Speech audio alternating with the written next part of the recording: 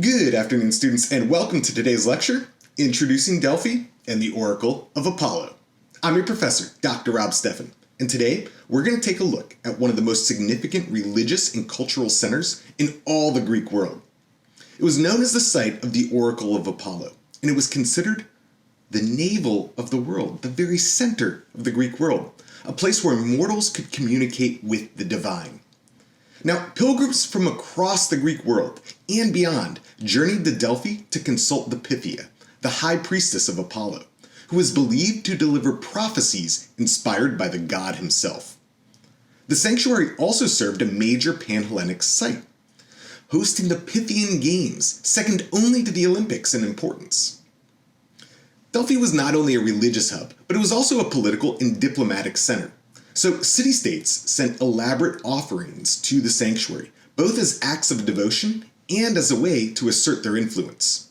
The site functioned as a neutral ground where disputes could be mediated and alliances could be formed. Its unique blend of religious and cultural and political significance makes Delphi essential for understanding ancient Greek society and its broader connections to the Mediterranean world.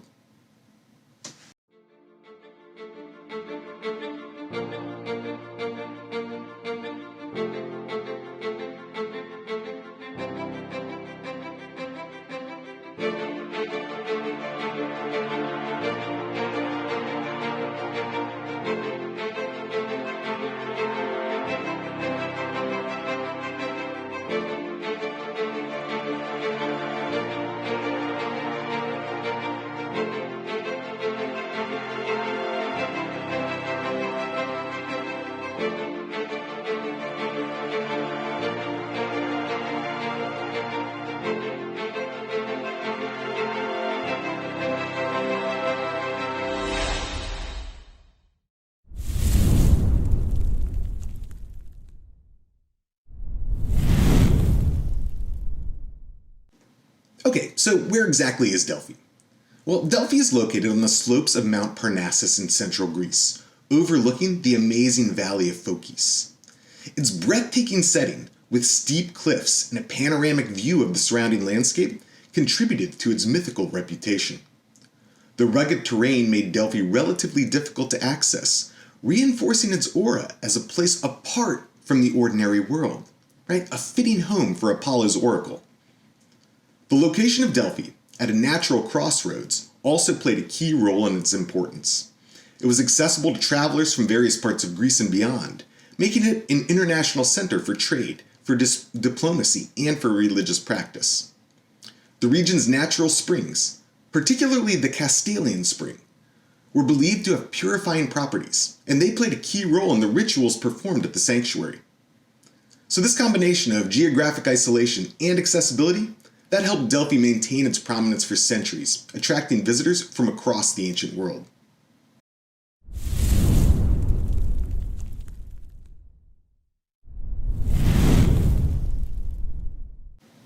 Alright, now let's take a minute and dive into the history of Delphi. So Delphi's history stretches back to the Mycenaean period, from around 1600 BC to around, say, 1100 BC or so. And at that point, it was likely the site of local religious worship. Now, by the 8th century BC, it had become associated with the god Apollo, replacing an earlier dedication to the earth goddess Gaia. The oracle gained fame quickly, and by the 6th century BC, Delphi had established itself as the most authoritative religious institution in Greece. Now, during the archaic and classical periods, Delphi's influence extended beyond religion. It was the site of the Amphictyonic League, a coalition of Greek city-states responsible for the sanctuary's administration and protection. Delphi played a critical role in Greek politics, as city-states often sought the oracle's guidance before making major decisions, including things like declarations of war and the establishment of colonies. Now, Delphi remained significant through the Hellenistic and Roman periods as well, although its importance waned as new centers of power emerged. And by the late Roman Empire, Christianity replaced traditional Greek religion, and that's when the sanctuary fell into decline. Despite this, its legacy endured, and it remains one of the most fascinating archaeological sites in all of Greece today.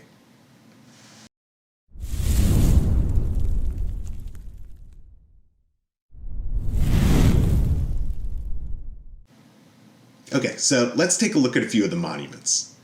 Now, to be honest, Delphi boasts some of the most impressive ruins in all of Greece, reflecting its status as a major religious and cultural center. So first and foremost, the Temple of Apollo, where the Pythia delivered her prophecies, was the heart of the sanctuary. It was built in the form you see today sometime in the 4th century BC, and the temple featured inscriptions of famous Delphic maxims, things like "Know thyself" or "Nothing in excess." Those all come from the site of Delphi. The treasuries of various city-states, including the Athenian treasury, were built to house offerings dedicated to the god Apollo. These ornate structures served as symbols of civic pride and competition among the Greek polis. The Sacred Way, the main kind of processional route through the sanctuary, was lined with monuments and dedications from rulers and city-states, showcasing the kind of political significance of Delphi. Other major structures include the stadium, where athletic events from the Pythian Games were held, and the theater, which hosted musical and dramatic performances in honor of the god Apollo. And the Tholos of Delphi, a circular temple in the sanctuary of Athena Pronaia, remains one of the most iconic images of the site. So these monuments, taken collectively, provide a really vivid picture of the religious and artistic and civic life, both at Delphi and throughout ancient Greece.